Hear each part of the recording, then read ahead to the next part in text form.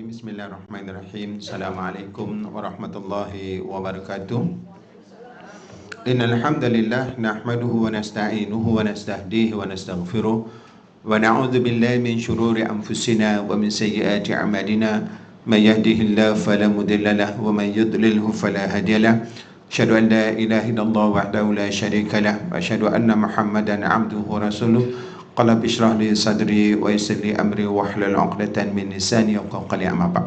Alhamdulillah, syukur kepada Allah Subhanahu wa taala, pada pagi ini saya dapat sekali lagi bersama-sama dengan puan-puan dan tuan-tuan dalam kuliah Muslimat di Masjid Al-Falah, masjid yang sentiasa aktif dengan majlis-majlis ilmu.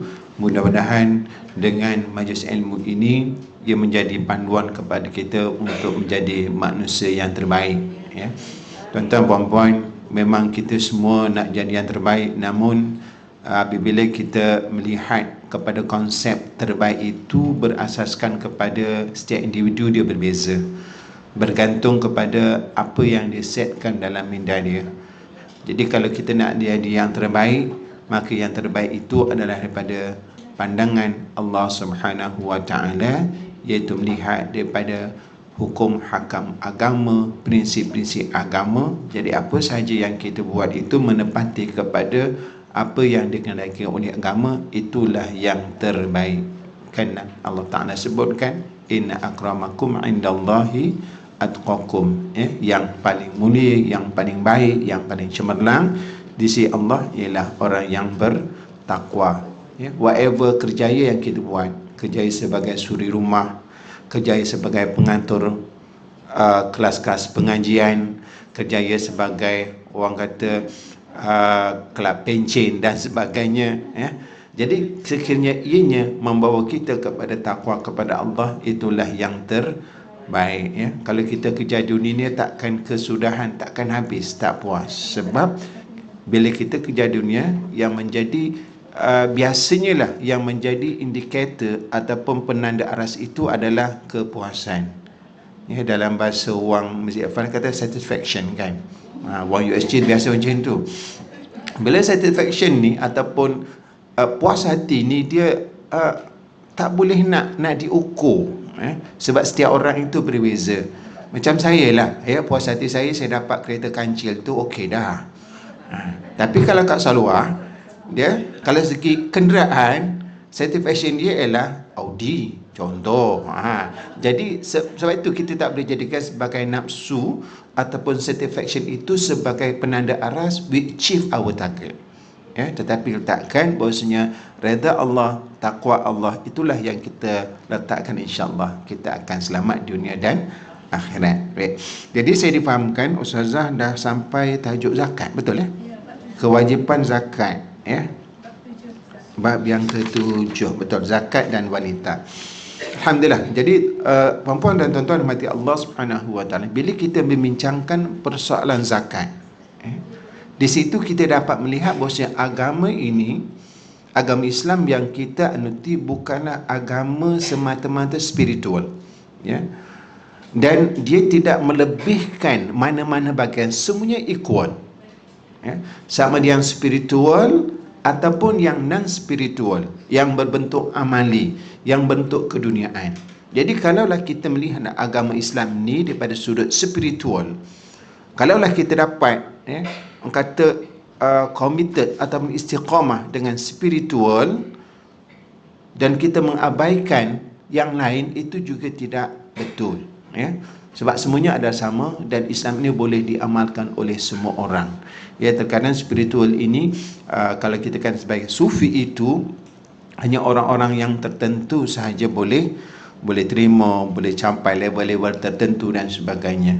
Jadi mudah-mudahan dengan pemahaman seperti ini kita akan lebih terbuka dan kita dapat melaksanakan Islam itu dalam erti kata yang sebenarnya, ya. Jadi perkara ini saya timbulkan kerana ada sesetengah di kalangan kita yang merasakan apabila spiritual dia, ya, segi kerohanian dia tinggi, ya, dia fokus kepada ibadah, dia cukup, ya. Dia tak kisah pun apa yang berlaku di sekeliling dia, kepada anak-anak dia, ya, segi nafkah, kemasyarakatan, kenegaraan. Jadi itu bukan urusan agama. Ini yang boleh menjadi suatu kesilapan dalam kita memahami agama Islam.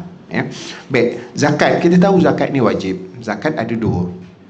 Yang pertama zakat harta, yang kedua zakat fitrah. Ataupun dalam bahasa Arab dengan zakatul mal wa zakatul nafsi. Zakatul mal ialah zakat yang berkaitan dengan harta. Harta yang Allah Ta'ala anugerahkan kepada kita. Saya tak baca buku ni lagi, nanti kita tengokkan, cuma nak beri gambaran umum. Zakat harta ni semua harta yang kita miliki. Namun tidak semua harta dikenakan zakat. Harta yang dikenakan zakat itu ialah harta yang ada konsep nomo ataupun dia berkembang dan kita boleh menggunakan untuk generate income balik. Itu yang dikenakan zakat. Tetapi kalau harta itu dalam bentuk istihlaki, nama dia. Istihlak ni bahasa Arab, maksudnya kita gunakan. Bila kita gunakan untuk kehidupan kita, maka ia tidak dikenakan zakat. Nampak tak konsepnya? Jadi kalau harta kita yang digunakan untuk menambahkan nilai harta, pendapatan, keuntungan, di situ ada zakat. Tapi kalaulah itu digunakan, bila dia guna, dia tidak generate pendapatan, maka situ tak kena zakat, walaupun nilainya berbilion. Saya tahu yang tertinggi sekali lah. Kan ada yang sini lebih pada bilion harta dia. Orang USG boleh tahan kan? Rumah kita harganya 500,000, nilainya 500,000, rendah lah kalau kita USG ni kan. Tetap tidak dikenal zakat, sebab rumah itu digunakan. Tanah, kita ada beratus ekar. Tanah itu digunakan untuk generate pendapatan. Jadi tanah tu tak kena zakat. Pendapatan yang diperoleh daripada tanah barulah ada zakat. Itu yang timur zakat tanaman, padi dan sebagainya. Baik. Yang kedua ialah zakat berkaitan dengan diri. Dia katakan zakat fitrah ataupun zakatun nafs. Jadi zakat fitrah ini memang wajib ke atas semua individu Muslim yang hidup sebelum daripada masuknya Syawal akan datang kan. Jadi kalau lahir 30 Syaban, maka dia kena wajib bayar zakat fitrah. Habis Ustaz, kalau saya tak ada duit, saya tak kerja lagi, siapa nak bayar? Kanak-kanak baru lahir, duit tak ada, siapa nak bayar? Di situ menjadi kewajipan kepada wali ataupun orang yang wajib memberikan nafkah kepada orang tersebut. Jadi kita nampakkan di antara zakat yang wajib, satu jaminan sosial kepada semua masyarakat, dan juga zakat yang berbentuk pendapatan. Bila ada pendapatan, maka pendapatan itu perlu diberikan kepada orang lain. Okey. Jadi itu secara umum berkaitan dengan zakat, dan kita tahu zakat itu ada penerima yang khusus.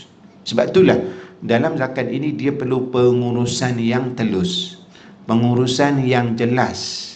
Kerana zakat dalam Al-Quran disebutkan penerimanya, maka perlu dipastikan dia sampai kepada asnaf yang 8 yang disebutkan di dalam Al-Quran. Dia tak boleh bagi ke orang lain. Kalau sedekah, hadiah, infak, kita boleh bagi ke orang lain. Sama ada tak semestinya orang miskin, tak semestinya fakir. Sebab anak yatim ini tak termasuk dalam asnaf. Kan? Betul kan?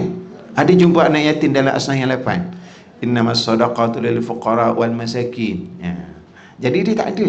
Tetapi sekiranya anak yatim itu miskin, anak yatim itu fakir, anak yatim itu fisabilillah, yang itu dia boleh terima. Yang itu yang kena faham. Sebab kita memang terlalu sayang dengan anak yatim, simpati dengan anak yatim. Memang semua nak bagi kepada anak yatim, sehingga ada pihak yang mengambil kesempatan, dia buat rumah anak yatim, banyak sumbangan yang diterima, tapi tak sampai.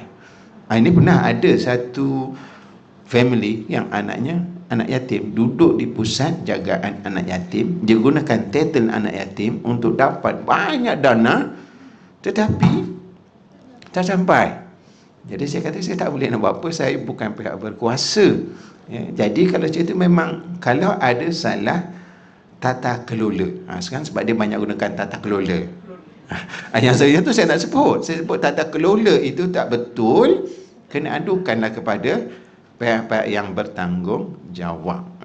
Okey, patah balik berkaitan zakat tadi, bahasanya zakat merupakan rukun Islam yang 5, dan dari segi bahasa maksudnya ialah bersih, subur, suci, berkat dan berkembang. Itu segi makna az-zakat tu bermakna an-numu ataupun at-taharah, suci. Jadi kerana memang konsep zakat ini segi bahasa itu dia membersihkan harta kita. Ustaz, harta kita ada kekotoran ke? Tak ada. Mungkin mungkin kita tak pasti ada apa-apa yang cara yang syubah dan sebagainya. Jadi mudah-mudahan dengan zakat itu dapat mensucikan harta. Kemudian zakat itu maksudnya nemu, kerana fitrahnya bila orang berzakat, dia akan lagi mengembangkan, menyuburkan harta yang ada. Cuba perhatikan, kita yang selalu infak, kita yang selalu bayar zakat, harta kita pernah kurang tak? Bertambah kan? Bertambah berapa persen? Tak perasan. Tapi memang tak adalah dalam sejarah orang bayar zakat berpuluh ribu, ratus ribu bertambah miskin ataupun bisnesnya kolaps. Jarang. Yang bisnesnya kolaps, bankrupt, jatuh ni adalah orang yang salah tata kelola, mengurus perniagaan tak betul. Jadi bila berniaga, biasa orang buat pinjaman kan, dapat dana daripada SM dan sebagainya. Jadi bila berniaga dapat duit banyak, kelabu mata dengan duit banyak, pertama sekali ubah image, renovation pejabat biar nampak keren. Bisnes tak start lagi, pejabat, renovation, lepas tu image diri tu, terus tukar kereta daripada Proton terus kepada Velfire. Jadi sebab dikata dengan penampilan itu orang akan lebih trust dengan bisnes. Jadi akhirnya bisnes tak jalan, hutang banyak. Jadi tata kelola urusan perniagaan tak betul, iaitu menyebabkan kerugian. Zakat pun tak boleh nak bayar. Tapi bila orang yang ada agama, dia tahu ada kewajipan, dia tahu nak spend diri untuk dirinya tu bagaimana, maka insya-Allah perniagaan itu ada barokahnya dan sentiasa berkembang. Ataupun pada istilah zakat ialah harta tentu yang diambil daripada harta yang tertentu menurut peraturan-peraturan yang tertentu dan diberikan kepada orang-orang yang baik yang berhak menerimanya. Jadi zakat itu adalah harta yang diambil daripada harta-harta yang tertentu. Kenapa menggunakan harta-harta yang tertentu? Sebab harta yang dikenakan zakat itu adalah spesifik. Bukan semua harta yang dikena zakat. Dan harta itu adalah suatu yang ditentukan oleh syarak. Berbeza dengan cukai. Kalau cukai ni yang tentukan siapa? Pihak berkuasa lah. Apa yang dirasakan ada tu kenakanlah cukai. Wang sekarang ni rider pendapatan banyak, kenakan cukai. Perniagaan, semua bentuk perniagaan, servicing ke semuanya cukai, GST berapa persen. Jadi sebab apa? Sebab melihat kepada penghasilan yang diperolehi. Jadi dikenakan cukai tanpa melihat kepada apa yang ditentukan. Tapi syarat tidak. Dia ada perkara khusus. Siapa yang tentukan? Iaitu syariat daripada Al-Quran dan juga Sunnah. Bentuk perniagaan bagaimana yang dikenakan zakat, harta apa yang dikenakan zakat. Sebab itulah dikatakan harta yang tertentu diambil daripada harta-harta yang tertentu.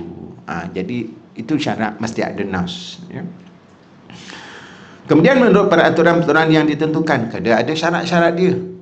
Bukan semestinya bila perniagaan, bila pelihara kambing, bila ternak lembu, mesti kena zakat. Ada syarat-syarat dia. Ada duit dalam bank, tak semestinya kena zakat. Kena tengok juga ada syarat dia. Antara syaratnya adalah kena cukup haul. Lepas tu haul itu dia konsisten. Jadi itu di antara syarat-syarat dia. Dan diberikan kepada orang-orang yang berhak menerima daripada asnaf zakat. Jadi tengok betapa pengertian tentang zakat ni sangat meliputi dalam istilah bahasa Arab. Bila kita nak buat definisi, dia mesti jami' dan mani'. Jami' tu apa? Dia akan meliputi semua perkara yang kena zakat. Mani' maksudnya dia akan menghalang, yang tak masuk tu tak boleh. Contoh, bila zakat ni mestilah harta itu, simpanan itu, jangan ambil contoh sikit, duit simpanan. Bila duit simpanan, syarat mestilah cukup nisab. Yang kedua, cukup haul. Itu syarat dia. Jadi dia akan menghalang, yang pertama, harta yang cukup nisab. Duit yang tak cukup nisab, tak boleh. Yang kedua, dia kena cukup haul. Sepatutnya haul itulah 12 bulan qamariyah. Sebab tu kalau orang dulu-dulu, para ulama, dia akan kira zakat perniagaan, zakat simpanan pada bulan Syakban. Dia bermula bulan Syakban. Sebab dia nak bulan Ramadan itu dalam keadaan semua dah selesai. Jadi cukup bulan Syakban, ada duit dia keluarkan. Memang sesuai lah. Bulan Syakban tu masuk Ramadan, masa bulan Ramadan itulah dia keluarkan zakat. Bila keluarkan zakat, Ramadan itu raya. Dia akan membantu orang-orang yang susah untuk bergembira dengan hari raya yang akan datang. Memang cukup cantik dia punya susun atur dia. Jadi kalau kita cukai ni bila? Disember lah kan. Sebab itu dalam proses pengurusan kenegaraan dia menggunakan tahun Masihi. Tapi dalam Islam boleh kita gunakan untuk mesti, tapi nanti dia tak cukup setahun lah. Haul apapun dalam Islam dia akan mengikut tahun Hijri. Kita masih bulan Muharram. Orang cerita pasal Muharram. Nak kira datangnya bulan, ikut hari, bilangan hari Masihi ke Hijri? Tahun dikira orang tu memayis tak memayis 15 tahun. 15 tahun Hijri ataupun Qamari. Dan semua perkara berkaitan ibadah akan dikira berasaskan kepada tahun Hijri. Bulan haji, nak tunaikan haji, ada guna Masihi? Tak ada, mesti Zulhijjah. Sebab tu haji ini dia setiap tahun dia akan bergerak-gerak. Kalau 10 tahun yang kelak-belak ni, kalau saya lah dalam tempoh berapa, dalam 30 tahun ni, saya pernah tunaikan haji pada bulan Disember. 2 tahun saya pergi haji. Sebab saya pergi bulan Disember, balik Januari. Kali kedua saya pergi haji pada bulan Julai. Bulan Julai. Ini dah sekarang dah bulan, baru ni haji dah bulan dan Jun ni. Itulah. Dia berubah-ubah sebab tahun Masihi dengan Hijri berbeza. Okey. Itu segi definisi tentang zakat, di mana harta yang diambil daripada kelompok harta yang tertentu dengan syarat-syarat yang tertentu diberikan kepada golongan yang berhak yang tentu, iaitu asnaf yang 8 yang kita sedia maklum. Baik, daripada segi hukum zakat terbagi kepada 2 pecahan.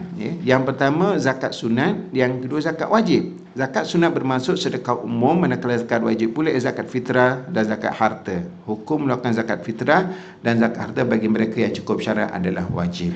Jadi secara umumnya zakat ini termasuk dalam sedekah. Sebab itulah dalam ayat disebutkan innamas sadaqatu lil fuqara wal masakin. Sedekah itu memberi makna kepada 2, zakat yang wajib dan juga zakat yang sunat juga. Kalau zakat yang sunat, dia boleh dikatakan kepada bentuk-bentuk infak dan sedekah. Itu yang sunat lah. Manakala yang wajib itu ada 2 lah, iaitu zakat fitrah dan juga zakat harta. Justru itu di antara yang sunat dengan yang wajib, mana kita nak utamakan? Yang wajib. Siapa yang selalu suka bersedekah? Lelaki ke perempuan? Tak cabar kita lelaki. Tapi duit itu daripada siapa? Jadi bagus begitulah kan. Jadi bila harta, duit yang dikumpulkan oleh si suami diberikan kepada isteri untuk isteri mengurus, itu lebih selamat. Tapi syarat muslimah itu mestilah muslimah yang bertakwa. Tapi kalau tak bertakwa, loteh gitu, asyik tak pernah cukup. Nak tulah, nak nilah. Jadi tapi kita tak kata siapa-siapalah. Jadi mana-mana siapa pun, baik lelaki ke perempuan, kalau tidak ada nilai takwa pada dirinya, memang tak pernah cukup. Jadi adalah lebih baiknya memang dalam pengurusan harta ini, tengok siapa yang bijak mengurus, sama ada suami ataupun isteri. Kalaulah suami lebih bijak mengurus harta, mengurus kewangan, berikan kepada si suami. Ya, kalaulah isteri lebih bijak dalam mengurus kewangan, maka serahkan kepada isteri. Sebab itulah pentingnya ada persefahaman ketelusan di dalam rumah tangga. Ya. Jadi isu ini tak timbul bagi jemaah yang berada di Masjid Al-Falah, sebab dia biasa dengan ilmu. Tetapi di luar sana, ya, terkadang masing-masing sangsi antara suami dan isteri. Yang isteri bimbang, kalau ditinggalkan macam mana nak jadi dengan dia. Maka duit dia, duit suami, duit dia juga. Nak secure. Jadi bila begitu pula, suami pula tidak ada keterbukaan. Bila tidak ada keterbukaan, itu akan menjadi konflik. Ya. Jadi untuk para suamilah, ya, biasanya wanita jarang nak cari suami kedua.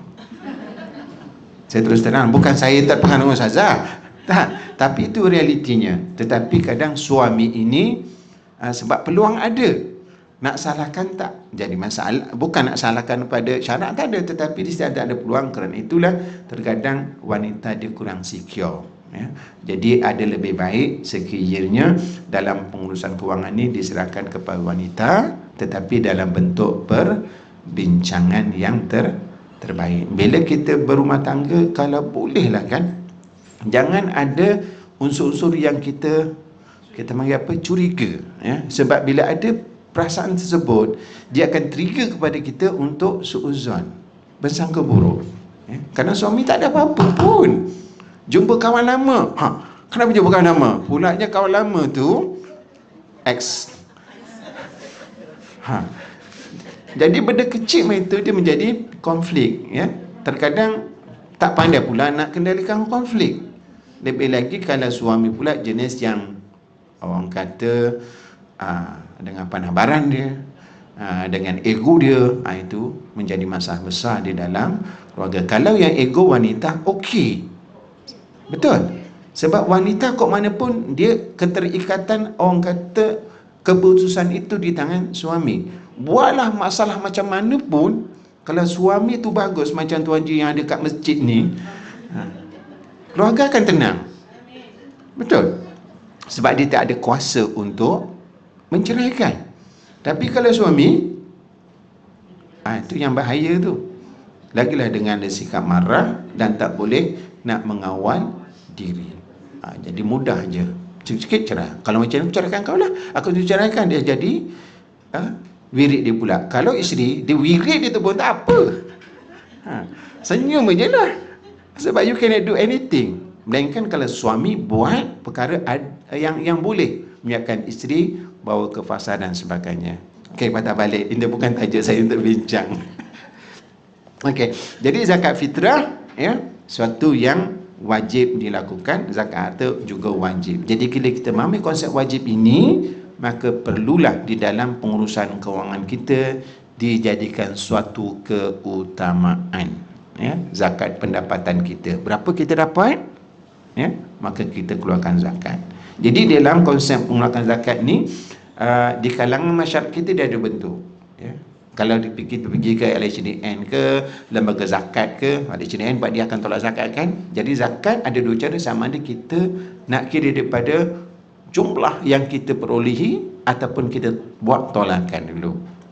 Jadi pilihan pada kita lah. Kalau kita rasa okey buat tolakan semua, maka lebih banyaklah jumlah yang kita zakatkan. Tapi kalau kita nak orang kata keluarkan dulu apa yang kita belanjakan, ambil yang bersih zakat, itu pun dibolehkan, ya. Zakat fitrah ialah makanan yang wajib dikeluarkan pada hari raya puasa oleh setiap orang Islam yang mempunyai lebihan makanan bagi dirinya dan orang di bawah tanggungannya untuk siang dan malam hari raya tersebut, ya. Jadi zakat fitrah memang sinonim pada hari raya, dikeluarkan sebelum hari raya. Kalau hari raya, sebelum solat Aidilfitri, ya. Kalau dikeluarkan selepas Aidilfitri, tidak dikira zakat, ia dikira sebagai sedekah. Jadi kewajipan tak tunailah, kena qada ke?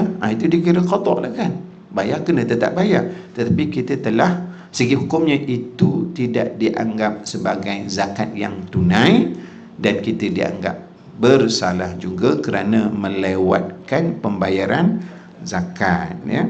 Jadi pahala puasa dan ibadah ini dan murontak akan tergantung antara langit dan bumi. Ia tidak akan sampai kepada Allah kecuali selepas dibayar zakat fitrahnya. Jadi di sini kita faham sesungguhnya zakat fitrah ini merupakan sesuatu yang menyempurnakan ibadah puasa, ya. Ibadah puasa nak komplitkan ianya diterima oleh Allah, kena bayar zakat fitrah. Jadi kan itulah kita ni, kalaulah kita tak pernah bayar zakat fitrah sebab dah dibayar oleh orang lain, kita kena double check. Takut yang selalu bayar zakat fitrah untuk kita, dia terlupa. Kenaikan suami bang, dah bayar zakat fitrah ke belum? Takut dia terlupa juga. Kalau kabut kan, sibuk nak persiapan nak balik kampung, sibuk nak tunai ni, tiba-tiba pergi ke masjid, amil pula tak ada. Sampai ke sebelah, rupanya amil dah balik kampung. Nak bayar zakat fitrah ke siapa ni? Kalau dia kreatif, okeylah, dia cari mana wang susah, dia bayar je lah. Kan dia orang yang lurus bendul, tak tahu ke mana akhirnya sampai lepas raya, dia balik. Tadi tak sempatlah bayar, amil dah balik, dah ingatkan sebelum raya nak bayar. Rupanya amilnya dah balik kampung, tak ada siapa nak bayar. Jadi kita kena peringatkan, untuk memastikan zakat fitrah yang berkaitan hak kita itu terlaksana. Ibnu Abbas radhiyallahu anhu berkata, Rasulullah SAW telah menentukan kewajipan zakat fitrah untuk membersihkan orang yang menjalankan puasa dari perkataan yang sia-sia dan perkataan yang buruk, dan juga untuk menjadi makanan bagi orang miskin. Oleh itu, sesiapa yang menunaikannya sebelum sembahyang raya, maka jadilah ia zakat fitrah yang makbul, dan sesiapa yang menunaikannya sesudah sembahyang raya, maka jadilah ia sedekah biasa seperti sedekah sunat yang lain, ya. Silakan.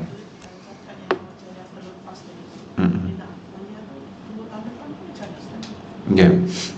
Bila zakat yang dah terlepas ni, anytime kita boleh bayar, sebab waktu dia tak lepas. Jadi tahun itu adalah untuk zakat tahun itu je lah, ya. Sebab itu dikira sebagai qada, dan qada itu tak perlu tunggu pada waktunya, sebab bila waktu itu adalah waktu kewajipan, ya. Kalau tahun tersebut kena tunggu Syawal lah, untuk tahun ni. Jadi untuk zakat fitrah tahun ni kita tunggu Syawal baru kita bayar. Tetapi tahun lepas punya kita tak perlu tunggu Syawal, sebab wajib memang dah wajib dah. Wajib qada. Jadi anytime boleh bayar zakat. Okey. Jadi di sini ada hadis ni jelas kepada kita bahawasanya zakat dia, silakan.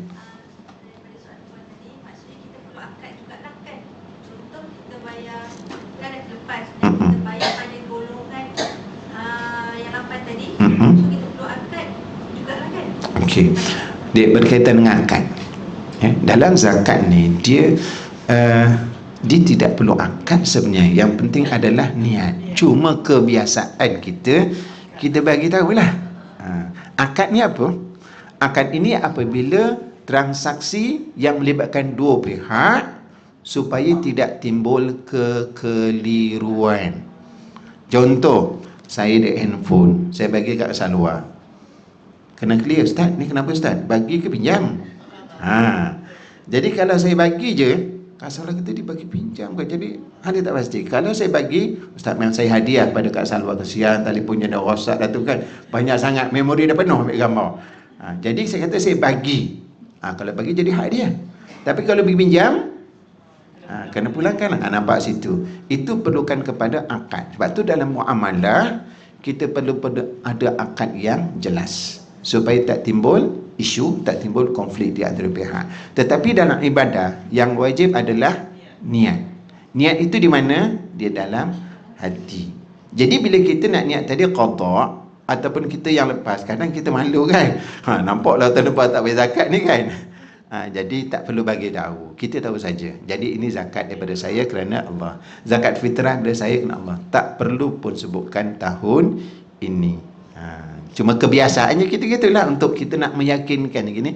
Jadi ustaz, ni zakat fitrah tahun ni untuk saya nak lakukan kerana Allah Taala. Tapi yang penting dalam hati kita. Itu cukup ya. Sebab semua ibadah perlukan kepada niat. Boleh ya? Okey, ada lagi persoalan? Tak apa, sampuk je kalau nak bertanya ya. Okay, kemudian dalam yang saya nak terangkan tadi ya, walaupun dalam hadis ini disebut ya, zakat itu dikira sedekah, bukan bermaksud dia menggugurkan ya kewajiban zakat, sebab hukumnya wajib. Sedekah ni sunat. Maka yang kita tunaikan selepas zakat fitrah itu tidak dianggap sebagai zakat yang tunai. Kita bayar jugalah. Dan dia dikira sebagai sedekah. Dan kalau kita nak niatkan sebagai qada kepada kewajiban yang terlepas, itu lebih baik. Tapi tidak dikira sebagai zakat yang tunai. Jadi kalau kita kalau kita niat qada tu kita bayar zakat, maksudnya kita nak cover ya, zakat yang terlepas pada waktunya.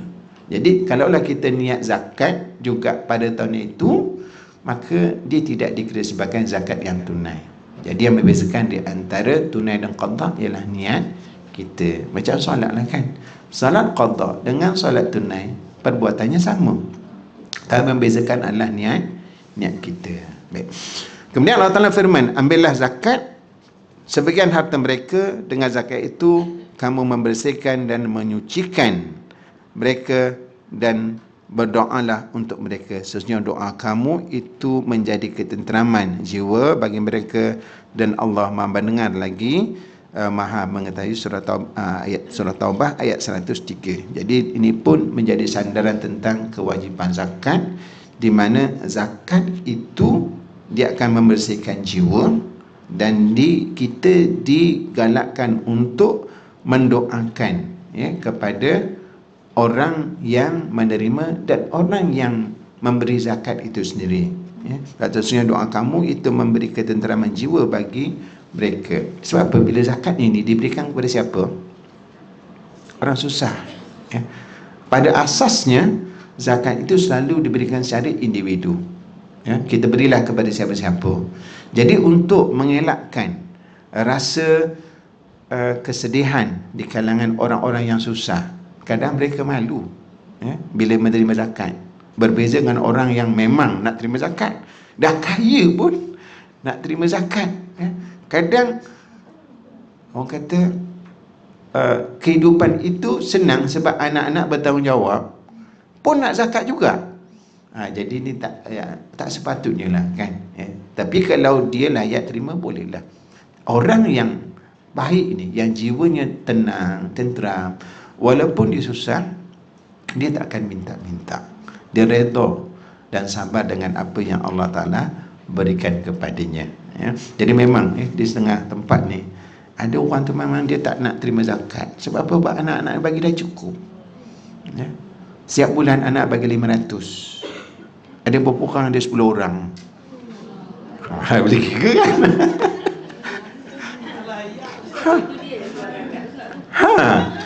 Tapi kalau naikkan dia sendiri, dia tak ada kerja.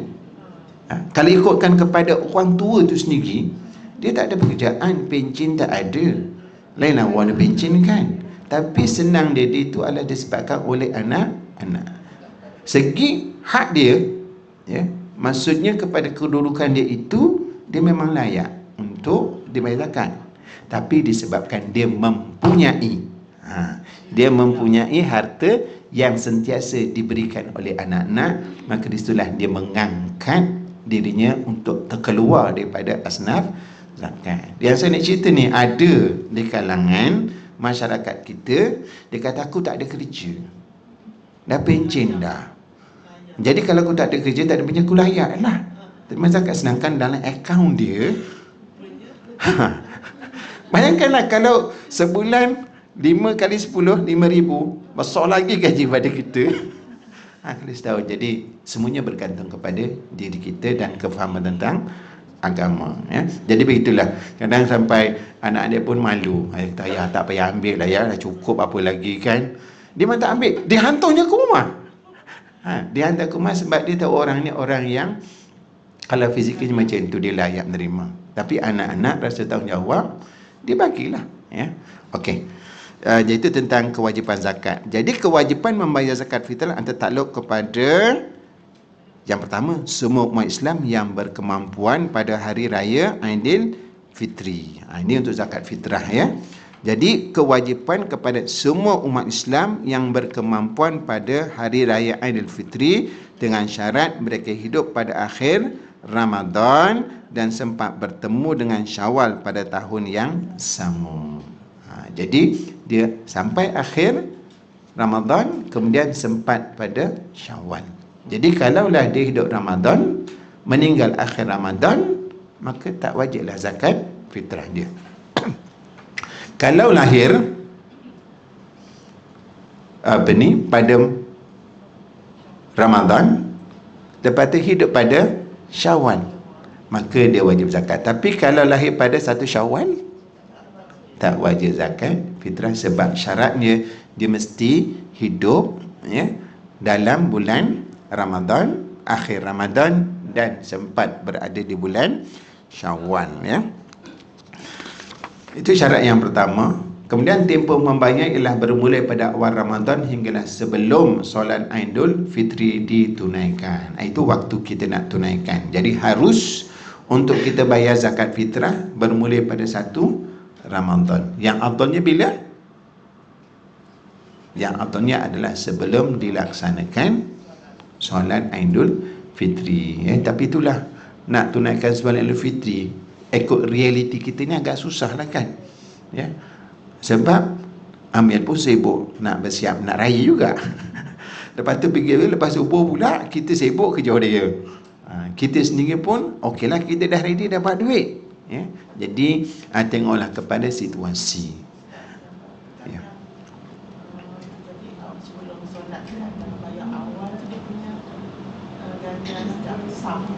Ya, segi ganjaran ni kan tidak ada dalil yang khusus yang mengatakan pada awal tu pahalanya seberapa, yang akhirnya adalah seberapa.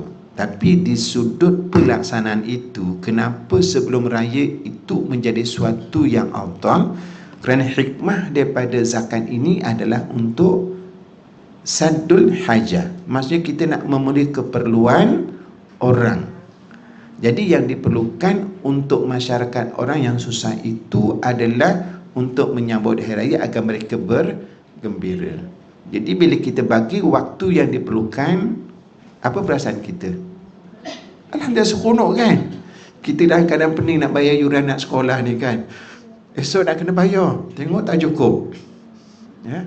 Tiba-tiba ada hutang lama tu kawan tu bagi, ni hantar, apa perasaan kita?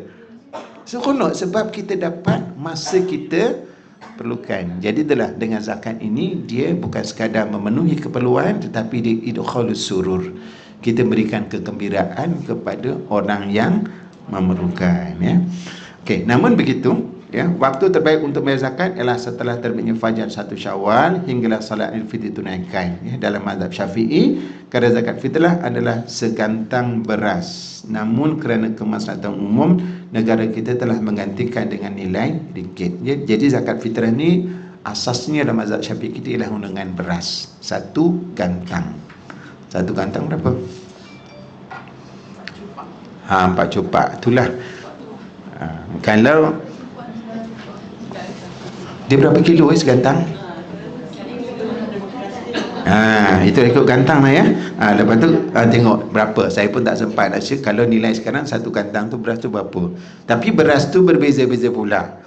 Jadi nak mudah kira kan, pening nak cari gantang semua tu kan, ikutlah kadar yang telah ditetapkan oleh, ya, pejabat agama negeri masing-masing. Dia ada 3 kategori biasanya kan. Yang kadar terendah, sederhana dan yang tinggi. Dan saya sarankan oleh kerana zakat fitrah ni setahun sekali, nilainya pun tak banyak, pilihlah yang tertinggi.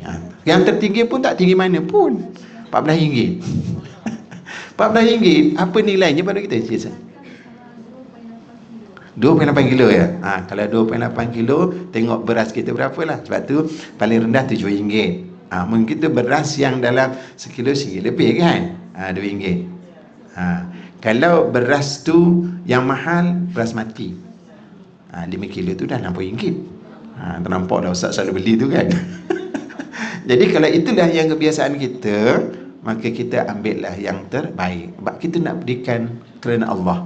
Orang kata bila sedekah zakat ini merupakan suatu pengorbanan pada kita kerana Allah, maka buatlah yang terbaik. Jadi azam tahun depan pastikan kita dalam 3 kategori ini kita pilih yang tertinggi, yang terbaik. Sebab kalau RM14, kita kalau satu family berapa orang? Kalau yang lelaki lah. Kalau saya ni ada sekarang ni yang kena bayar saya, Ustazah dengan Pak Anak, sebab 2 dah kahwin kan, lepas tanggungjawab saya. Baru 6 kali 14, berapa ringgit sangat kan? Betul. Jadi kita pilih tertinggi. Kerana bukan apa, bila kita melihat perbelanjaan kita makan kat luar pun satu kali berapa? 1 million tak kurang 100. Jadi kalau zakat itu, maka itu lebih utama ya. Jadi memang asasnya menggunakan beras, tetapi kita dibenarkan untuk menggantikan dengan nilai mata wang, nilai makanan asasi.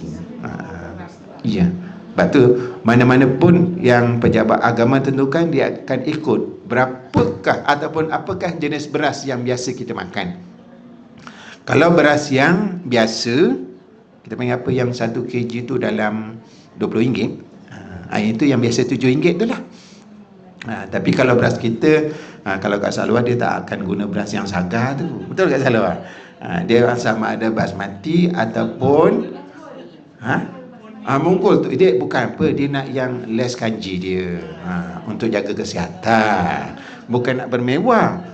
Jadi bila kesihatan tu perlu, kalau bak kanji terlalu tinggi, dia akan beri kesan kepada kesihatan kita. Jadi itu tak ada masalah, beras apa, tetapi itu kemampuan kita bayarlah yang terbaik ya. Jadi zakat fitrah wajib dibayar oleh lelaki yang memenuhi syarat-syarat yang telah ditetapkan, itu Islam, balik dan berkemampuan pada hari tersebut dengan syarat tertentu. Oleh demikian, kemampuan menjadi salah satu kayu pengukur dalam kewajipan bayar zakat. Sekiranya seseorang lelaki berkemampuan mengeluarkan zakat fitrah bagi dirinya dan tanggungannya mengikut urutan keutamaan, maka wajiblah ia menjelaskannya. Jadi yang bayar zakat siapa dia? Lelaki. Perempuan tak bayar zakat ke? Fitrah.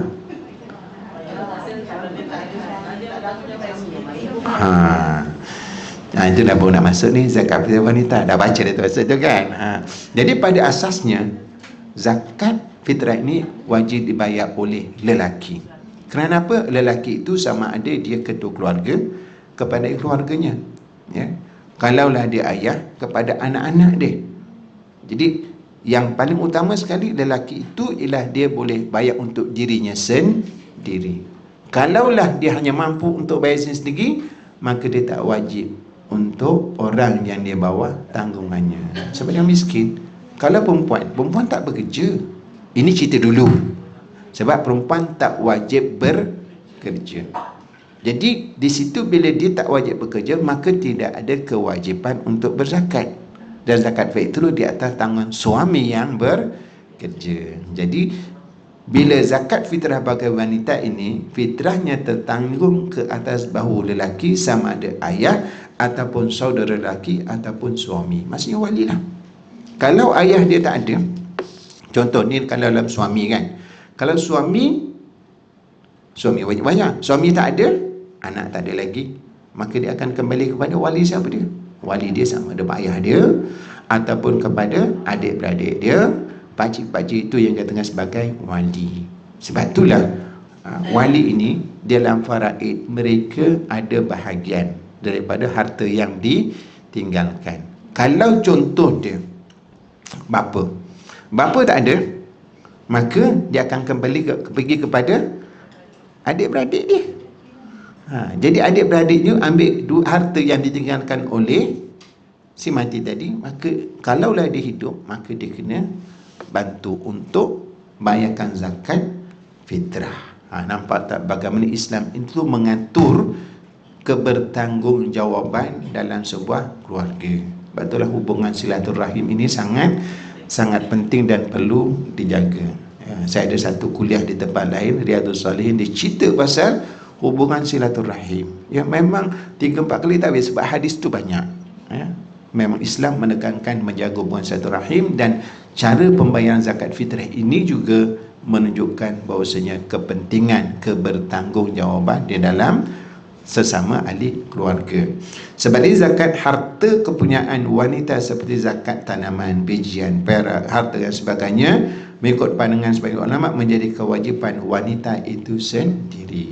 Jadi kalau zakat harta wanita, perniagaan wanita, maka dialah yang wajib keluarkan zakat fitrah, bukan suami dia. Jadi kata kan zakat tu abang yang wajib kena bayar, zakat fitrah tak tu zakat harta pun abang lah kena bayar. Tak kenalah je tu, zakat fitrah saja.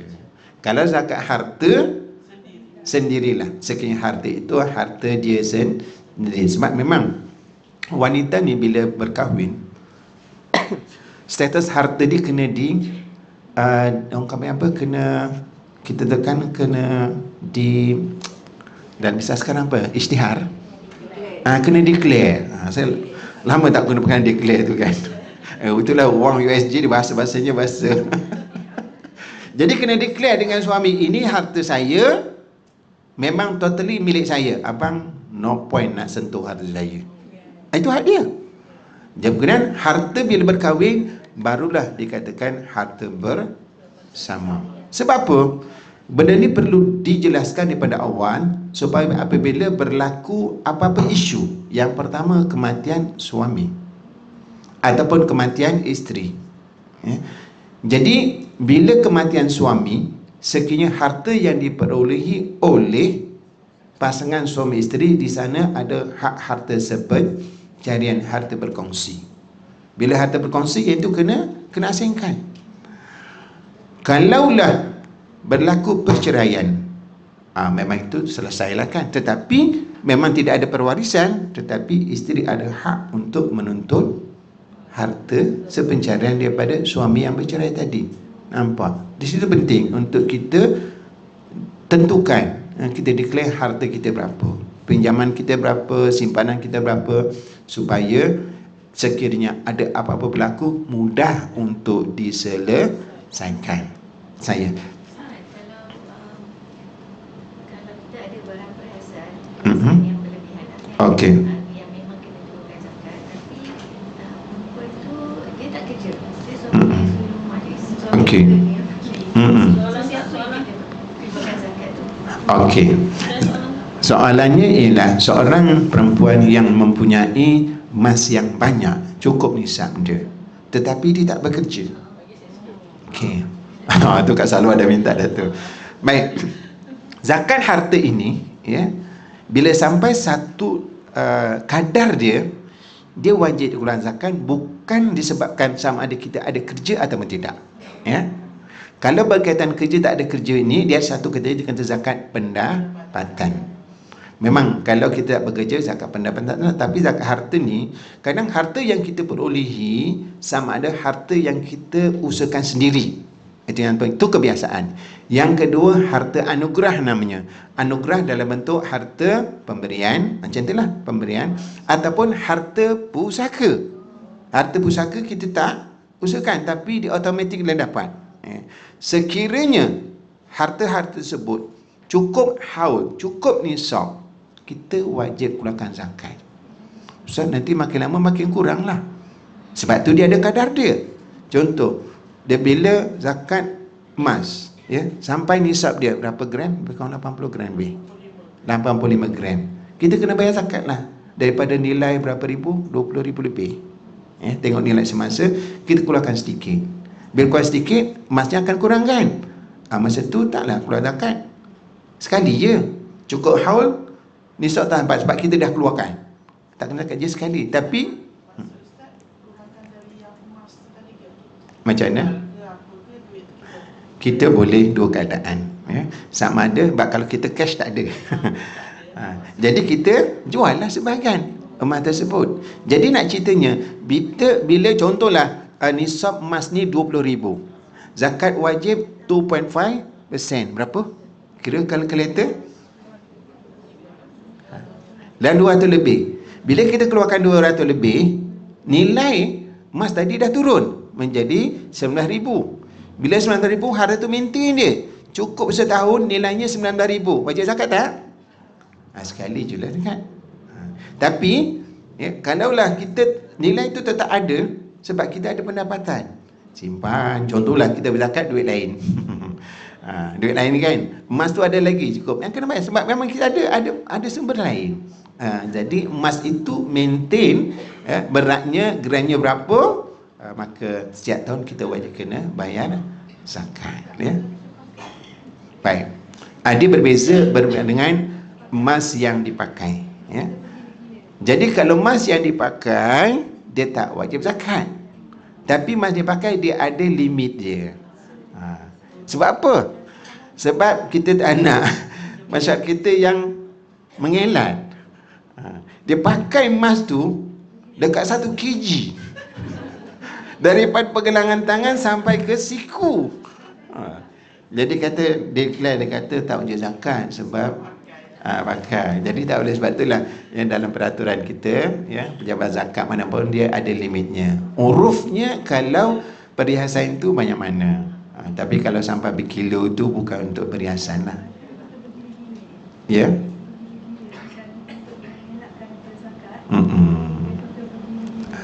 Jadi bergantung kepada kita lah. Kalau niatnya nak mengelak, jadi saya tidak galakkan. Mungkin dia ada helah, ya. Dia buat digunakan, dia pakai yang ni, ya. Tetapi untuk kita tidak mengelak itu adalah lebih baik, ya. Sebab Allah Ta'ala boleh menilai kita. Kita boleh buat alasan kan, Allah Ta'ala ada penilaian sendiri. Ke akhirat nanti kita boleh berhujah ke? Tak boleh. Sila baca lawan. Silakan belakang. Kalau kita ada satu contoh koleksi baju yang terlampau, okey. Tak apa, teruskan je. baju ke pinggan bangkok semua yang dia lebih-lebih sampai tak terpakai. Ya. Perlu zakat ke ataupun macam ni? Orang kata perlu zakat, tapi saya tak tahu. Betul, baju dia, satu baju tu 1,000 lebih. Pinggan mangkuk tu bukan daripada Malaysia punya, tu daripada Itali. Jadi nilainya beratus ribu. Sebab itulah dalam zakat ini, dia bukan hanya melihat nilai harta, tapi melihat jenis harta, ya. Jadi pakaian, urufnya banyak macam pun adalah untuk dipakai. Maka nilainya banyak macam mana pun, besar macam mana pun, pinggan mangkuk itu untuk digunakan, letak je, tapi guna setahun sekali, dia tak kena zakat. Sebab dinamakan sebagai harta yang digunakan, sama ada sekali ke, ataupun setahun sekali ke, ataupun 5 tahun sekali. Ya. Ya. Kalau koleksi itu tidak dipakai, tapi di dalam rumah, yang biasa untuk digunakan, perhiasan, yang itu tak kena zakat. Tetapi kalau digunakan untuk dijual, koleksi baju itu dijual, jadi yang itu dikira zakat perniagaan. Bukan dilihat pada pakaian tu, tapi perniagaan yang dijalankan, ya. Boleh faham, ya? Jadi kat rumah tu kalau banyak macam baju, ya, sebab pergi umrah setahun sekali, bukan, pergi umrah sebulan sekali, lepas tu sekali beli tu 5. Jadi jumlah kat sana murah-murah, memang kat sini 200 lebih. Jadi macam mana pun dia tak kena zakat, ya. Okey, boleh. Jadi soalannya, silakan.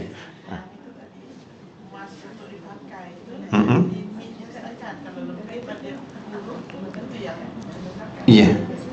Baik. Bila zakat perhiasan ni, Bila lebih itu, yang kena zakat yang lebih ke sekali semua? Ya, betul. Ya. Kalau kita ada, contoh dia, ada perhiasan kita beratnya adalah 100 gram. Ya. Jadi, uruf menetapkan bahawasanya bila perhiasan tak boleh lebih daripada, saya tak ingat daripada tu, contohnya lah, dia dalam 60 gram. Contoh ya, 60 gram.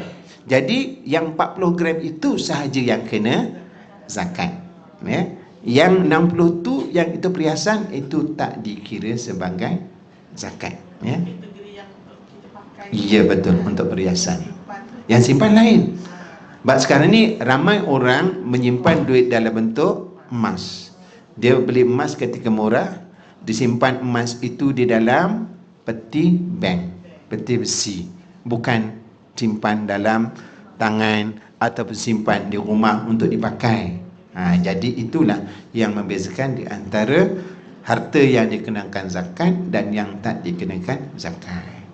Ya, okey, sila je. Yang tadi tu saya tak mahu jelas. 85 gram kita keluarkan zakat kan, dan juga haulan besar. Ya. Tapi kalau katalah tahun ni saya keluarkan zakat, tapi saya keluarkan pakai duit cash money. Ya. Dan tahun depan masih lagi ada 85 gram. Ya. So masih lagi kita keluarkan zakat. Iya. Sebab nilai emas yang kita simpan itu tetap masih cukup syarat dia. Cukup syarat, sebab tu kena zakat. Ya, boleh. Jadi itu berkaitan dengan zakat ya. Kamu tadi zakat fitrah. Jadi kalau harta itu berkaitan wanita, harta wanita, maka wanita lah yang wajib keluarkan sendiri. Dalam situasi suami tidak mampu menjelaskan zakat fitrah yang wajib ke atasnya, dan atas tanggungannya gugur kewajipan mengeluarkan zakat bagi suami, tetapi isteri mempunyai kemampuan, para ulama berpendapat, antaranya adalah Ibnu Qudamah daripada mazhab Hambali, dan kita Mughni menyatakan bahawa wajib isteri membayar zakat untuk dirinya sendiri. Jadi kalau dia ada harta, maka wanita pun wajib juga untuk bayar zakat fitrah. Manakala untuk suami dan anak-anak tidak perlu, kerana nafkah suami adalah anak-anak, bukanlah tanggungjawab isteri. Suami tak ada duit nak bayar, tak bayar lah. Anak-anak, bukan tanggungjawab aku, tanggungjawab si suami. Maka wajib bagi wanita untuk membayarkan dirinya sendiri. Tapi realitinya kan, bayar kan? Sebab apa? Sebab sayang, kesian ya dengan isteri dan juga anak-anak. Jadi itulah pengorbanan seorang isteri yang perlu dihargai. Kadang realitinya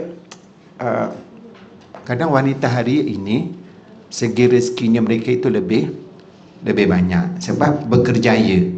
Dan segi kerjaya sekarang ini yang lebih kompeten berbanding lelaki adalah wanita. Tapi dengan area lah.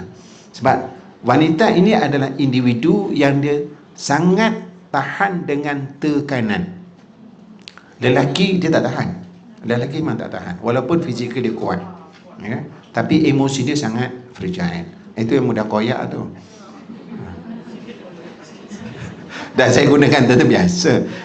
Betul begitu. Sebab itulah mengapa Allah Ta'ala memilih wanita untuk bersalin, kerana kekuatan yang ada pada wanita ini, kekuatan mereka. Jadi sekiranya ada kelebihan, berkongsi itu adalah lebih baik untuk kebaikan bersama. Tapi bukanlah satu kewajipan. Sebab itu perempuan ni nak buat pahala senang ya? Nak masuk syurga senang berbanding dengan lelaki, kerana apa yang dibuat ikhlas kerana Allah, semuanya ada bentuk tatawuan, sukarela ya? Tak wajib basuh baju, tak wajib menyusukan anak, tapi buat semua. Jadi buatlah kerana Allah, insya-Allah mudah masuk syurga. Lelaki, Allah Akbar, banyak tanggungjawab yang akan dipertanggungjawabkan ya. Okey. Dalam mazhab Syafi'i, Imam mau menjelaskan dalam kitab Majmu'. Ustaz dah sampai belum? Ya, kalau sampai beritahu ya, saya berhenti. Terdapat pelbagai pendapat. Jalan keluar yang terbaik ialah isteri yang berkemampuan mengeluarkan zakat fitrah untuk dirinya sendiri, dan gugurlah kewajipan zakat untuk suaminya yang tidak mampu. Artinya di sini kalau kita lihat, Imam Nawawi mengatakan bahawasanya bila wanita ni keluarkan dirinya sendiri, dia menggugurkan kewajipan pihak suami yang tak mampu. Ya. Kalau suami tak mampu, kok mana pun dia kena berusaha. Kalau dia perlu berhutang, kena berhutang. Kalau nak kiaskan dengan nafkah. Ya. Lelaki kalau tak mampu untuk guna duit dia sendiri, perlu berhutang, kena berhutang. Kerana memberikan kehidupan itu adalah dalam sudut menjaga nyawa. Takkan nak biarkan anak isteri mati. Jadi wajib berhutang. Jadi bila isteri bersedia untuk membayar zakat fitrah untuk dirinya sendiri, maka dia dah melakukan suatu kebaikan, menggugurkan kewajipan zakat fitrah ke atas suami. Allah, hebatnya wanita kan, dengan pengorbanan yang dilakukan, ya. Tapi janganlah dibatalkan ataupun dihapuskan kebaikan tersebut. Ini masalah dia, ya. Abang tak ingat ke 30 tahun lepas tu? 30 tahun lepas dia sebut lagi. Jadi bila kita bangkitkan, mungkin Allah tanyakan, wala tu'tiru sadaqatikum bil manni wal adha. Jangan kamu batalkan, ya, sedekah pahala-pahalanya itu dengan kita mengungkit-ungkit dan juga menyakiti hati orang lain, ya. Baik juga dalam isu apabila isteri mahu mengeluarkan zakat fitrah bagi pihak suami dan anak-anak, Dr. Abdul Karim Zaidan yang kitanya Al-Mufassir fi Ahkamil Mar'ah menjelaskan isteri boleh mengeluarkan zakat fitrah untuk dirinya dan suaminya, ataupun isteri saja yang mengeluarkan zakat untuk dirinya dan gugurlah kewajipan zakat pada suami. Tahu kan? Boleh, ya, kalau isteri nak membayarkan zakat, ya. Yalah. Tu saya katakan, ya, kalau hubungan kita baik, ya, isteri tak pernah berkira, betul kan?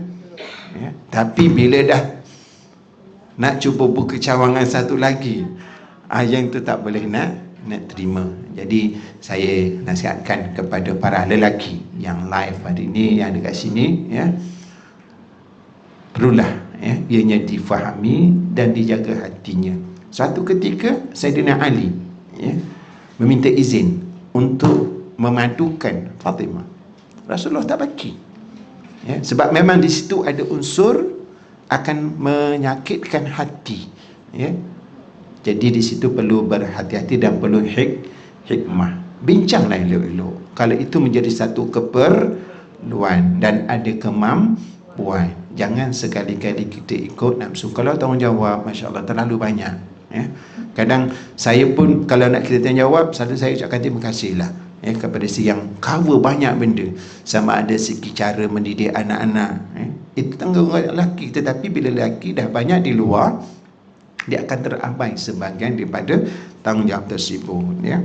Jadi sekiranya isteri mengeluarkan zakat fitrah suami dan tanggungannya, maka perkara perlu dititipkan sini ialah perasaan dan maruah suami. Jadi situ yang kita kena jaga perasaan. Jadi bila isteri nak bayarkan, jangan sekali-kali mengungkit. Tengok bang, tengok zakat fitrah abang punya pun tak boleh bayar, aku yang bayar ni.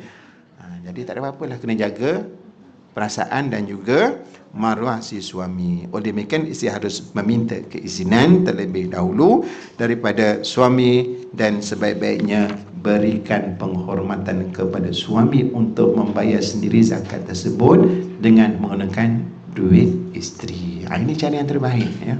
Dia taklah nak tunjuk sangat perempuan ni, tengok aku semua dah bayarkan, abang tengok aku dah bayar dah semua dah. Bang, ni duit abang tolong bayarkan zakat fitrah untuk kita semua, ya. Jadi situlah, ya, akan adanya suatu bentuk kerjasama dan saling bantu, hidup harmoni sama-sama, insya-Allah bahagiatil jannah insya-Allah. Jadi rasanya setakat itulah untuk kali ini perbincangan kita berhenti kepada tempat pembayaran zakat. Mudah-mudahan bermanfaat. Saya sampaikan salam daripada Ustazah yang hari ini semalam beritahu dia dah masuk ke Yaman, ya. Bila masuk ke Yaman, ya, itulah antara cabaran-cabaran. Doakan keselamatan, selamat pergi dan balik, dan berjaya dalam menyampaikan bantuan kepada mereka-mereka yang memerlukan di sana. Jadi insya-Allah akhirnya kita sama-sama baca doa. Di sini ada permintaan doa untuk Puan Hajar Faridah Mansur dan Puan Hajar Rubiah Ahmad yang sedang diuji dengan sakit dan sedang jalani rawatan. A'udzubillahi minasyaitonirrajim. Bismillahirrahmanirrahim. Alhamdulillahirabbil alamin hamdan syakirin hamdan yuafi ni'amahu yukafi mazidah. Ya Rabbana lakal hamdu kama yanbaghi li jalali wajhika wa azimi sultanik. Allahumma ighfir lana dhunubana, Allahumma ighfir lana dhunubana, Allahumma ighfir lana dhunubana wa liwalidina warhamhum kama rabbana shighara wa li jami'il muslimina musliman wal mu'minin ahya'i minhum amwat. Allahumma arzuqna ilman nafi'a warzuqna fahma. Allahumma ij'al mimman ya'mal bima 'alimna waj'alna min ibadikal muttaqin waj'alna min ibadikal mukhlasin waj'alna min ahli jannatika ya rabbal alamin. Allahumma rabbana la tada'na fi maqamina hadha dhanban illa ghafarta wa la hamman illa farajta wa la daynan illa qadaita wa la maridan illa shafaita wa la maridan illa shafaita wala maridan illa syafaita khususan li hajah Fadil Mansur wa hajah Rubiah Yub. Allahumma a'tiha syafi'an sehatan wa afiatan. Ya Allah Tuhan kami, Kau mudahkanlah urusan sahabat kami, berikan kepada mereka kesihatan, kesejahteraan, khususnya kepada hajah Fadil dan hajah Rubiah. Allahumma rabbana atina fid dunya hasanah wa fil akhirati hasanatan wa qina adzabannar. Walhamdulillahirabbil alamin. Taqabbalallahu minkum.